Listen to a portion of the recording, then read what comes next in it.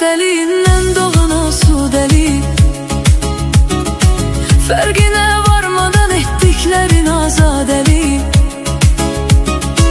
Sadəcə mən sevirəm səndə olan sadəlik. Nə əlaqə, səni bu sadəcələr üçün sevirəm. Sevirəm mən səni xəlvət gecələr üçün sevirəm. Kimsəsiz yer və qaranlıq küçələr üçün sevirəm.